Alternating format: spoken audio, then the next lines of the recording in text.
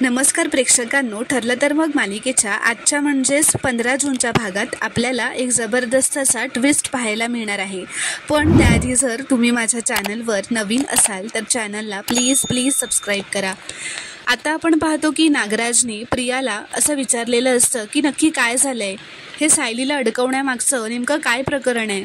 तर प्रिया असं म्हणते, हो सगळं सांगते. ती म्हणते, काल सकाळी सायली घरातून लवकर निघाली. ती गेली होती कुसुमकडे. तेव्हा मला कळलं की आजच हिला अडकवता येईल आणि ती कुसुमच्या घरून निघाल्यावर ती कुळेकर चौकात येणार हे मला माहीत होतं. तर आता प्रिया पुढे काय काय घडलं, कसं तिने सायलीला अडकवलं तिच्या प्लॅनमध्ये, हे नागराजला सांगते व म्हणते, एवढं सगळं परफेक्ट जुळून आलं होतं तरी व्हायचं ते झालंच. अण्णा सर, त्या मुलाला आपल्याला 8 ते 10 दिवस लपवून ठेवायचं होतं.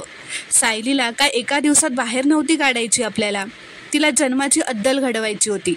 तुम्हाला एवढं साधं जमलं नाही हो, असं ती रागातच म्हणते. तर महिपत म्हणतो, ए चिचुंद्रे, देवाने तोंड दिलंय म्हणून जास्त बोलू नकोस.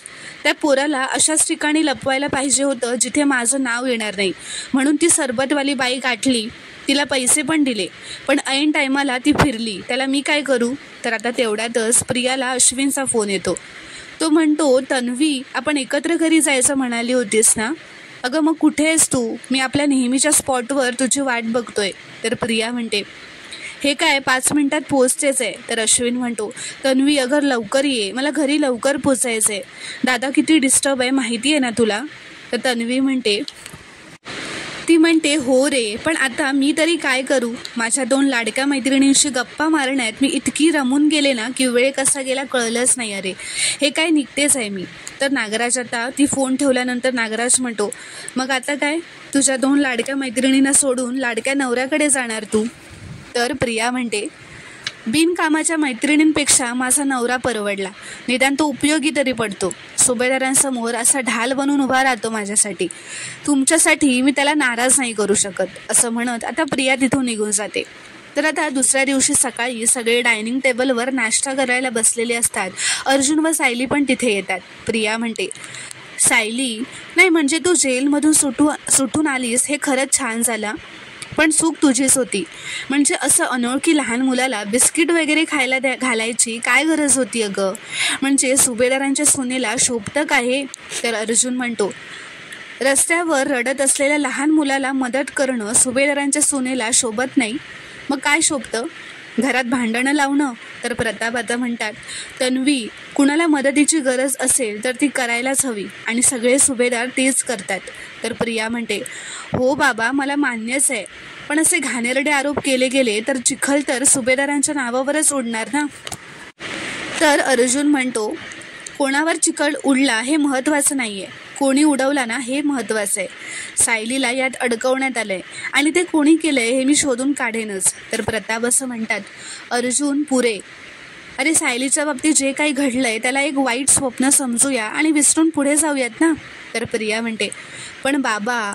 तर कल्पना तिला अडवतच म्हणते, तन्वी, ह्या मुलीचा त्या सगळ्यात हात नाही आहे हे सिद्ध झाल्यावरच तिला पोलिसांनी सोडलं असेल ना. बाकी काही असो, पण ती मुलांना पळवत असेल यावर माझाही विश्वास नाही आहे. त्यामुळे हा विषय आता बंद कर, असं कल्पना प्रियाला रागातच म्हणते. तर सायली आता हे ऐकून खुश होते व म्हणते, आई, नाश्त्याला काय बनवू. तर कल्पना म्हणते, नाही काही नको. तर अश्विन म्हणतो, काही नको मम्मा, तू आम्हाला उपाशी ठेवणार आहेस का आज. तर कल्पना म्हणते, अरे नाही रे, आज ना माझा आणि पूर्णाईंचा भागवत एकादशीचा उपवास आहे ना. पूर्णाई म्हणून तर देवळात गेलेत. वर मला सांगा, तुम्ही कोणी हा उपवास करणार आहेत का. तर सायली म्हणते, आई, माझा दरवर्षी असतो भागवत एकादशीचा उपवास आणि मी निर्जयी करते, पण तुमच्यासाठी मी साबुदाणा भिजत घातलाय. तर प्रताप असं म्हणतात, निर्जळी उपवास, अगं विकनेस आहे तुला अजून, तुला जमणार आहे का उपवास करायला. तर सायली म्हणते, हो बाबा, बरी आहे मी आता. तर प्रताप असं म्हणतात, मग ज्यांना उपवास करायचा आहे त्यांना करू देत, मग त्यांच्या निमित्ताने आपल्यालाही साबुदाण्याची खिचडी मिळेल. तर आता सायलीचं बघून प्रियासुद्धा म्हणते, ती म्हणते, माझा पण उपवास आहे, मी कालच ठरवलं होतं की आज उपवास करणार म्हणून. काय आहे, आता मी सुभेदारांची सून आहे ना, मी पण उपवास करणार. तर सायली म्हणते, बरं, मी खिचडी करायला घेते आणि आई, तुमच्यासाठी, पूर्णाजीसाठी आणि प्रियासाठी आणखीन काही उपवासाचं वेगळं करून ठेवू का. तर तेवढ्यातच आता अस्मिता दारात येते व म्हणते, पण मी उपवास वगैरे करणार नाही आहे, मी आज भरपेट खाणार आहे. तर आता तिला बघून सगळेच खूप शॉक होतात व आनंदी होतात व तिला भेटून मिठी मारतात. तर इथे दुसरीकडे नागराज किचनमध्ये असतो व म्हणतो, प्रिया या घरातून गेली काय? वहिनीला गोळ्या देण्याकडे माझा दुर्लक्षच व्हायला लागलाय. गोळ्या तर द्यायलाच पाहिजेत. मेंदू तरतरीत व्हायला लागलाय तिचा आजकाल. आता तो गोळ्यांची बॉटल हातात घेतो व म्हणतो, गोळ्या तर संपत आल्यात, शेवटचीच राहिली आहे, देऊन टाकूया आजच, असं म्हणत आता तो एका ग्लासात दूध ओततो व ती गोळी त्यात ओततो व दूध मिक्स करत असतो. तेवढ्यातच तिथे सुमन येते व ते बघते आणि विचारते, हे काय करताय तुम्ही? तर नागराजच आता घाबरतो व दचकूनच म्हणतो, काय? तर सुमन म्हणते, माझा तर विश्वासच बसत नाही आहे. माझा नवरा चक्क स्वयंपाकघरात दिसतोय. सूर्य पश्चिमेला उगवला की काय? असं ती हसतच म्हणते. तर आता नागराज असं हसतच म्हणतो, अगं काय झालं? प्रतिमा वहिनी सध्या अपसेट असते ना, मग म्हटलं जरा तिला असं छान दूध बनवून देऊयात म्हणून इकडे आलो. मी ॲक्च्युली तुला बघायला आलो होतो, पण तू रूममध्ये नव्हतीस. पण काही हरकत नाही, हे दूध घे आणि दे तिला, जा. तर सुमन म्हणते, अहो आता तुम्ही एवढ्या मायेने वहिनींची काळजी घेताय, मग तुम्ही जा की. तर नागराज म्हणतो, अगं मी कशाला, तू दे ना, तिला ऑकवर्ड नको वाटायला उगाच. आणि वहिनींचे मूड स्विंग्स तुझ्याशिवाय कोण जास्त चांगलं सांभाळतं, तूच दे. तर सुमन म्हणते, बरं आले मी देऊन. तर आता इथे दुसरीकडे कल्पना अस्मिताला म्हणते, अगं पण अस्मिता, तू यायच्या आधी कळवलंस का नाहीस? तर अस्मिता म्हणते, अगं कळवल्यावर सरप्राईज कसं राहिलं असतं मम्मा. तर अश्विन म्हणतो, पण काही म्हणा, अस्मिता ताईला परदेश दौरा चांगलाच मानवलेला दिसतोय. तर आता सगळे हसू लागतात. अस्मिता म्हणते, तू गप्पच बसा, मी तुझ्याशी एकही शब्द बोलणार नाही आहे. सख्खी बहीण इथे नसताना कोणी लग्न करण्याची हिंमत तरी करतं का? तर अश्विन म्हणतो, व्हिडिओ कॉलवर तर बरी बोलत होतीस का तू, आता काय झालं तुला एकदम? तर अस्मिता म्हणते, तुला असं समोरासमोर फायर करायचं होतं ना म्हणून. तर अश्विन म्हणतो, चुकलं, खरंच चुकलं माझं. तर अस्मिता म्हणते, इट्स ओके, माफ किया तुझे, माझ्या लाडक्या तन्वीशी लग्न केलंस म्हणून माफ केलं तुला, असं ती प्रियाला मिठी मारत म्हणते.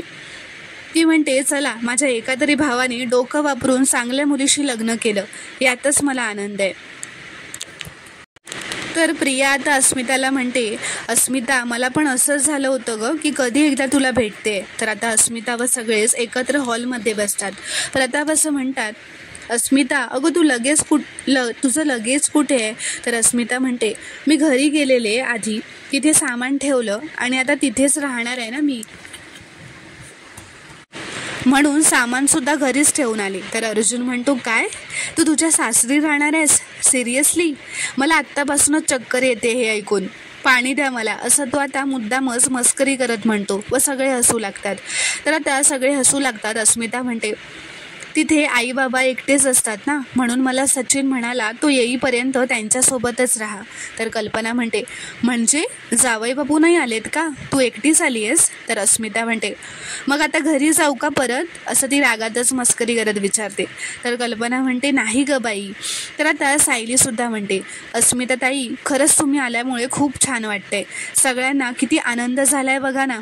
तर अस्मिता आता सायलीकडे पूर्णपणे दुर्लक्ष करते व प्रियाला म्हणते, तन्वी, तुझा कोर्स कसा चालू आहे ग? तर प्रिया म्हणते, मस्त मस्त सुरू आहे.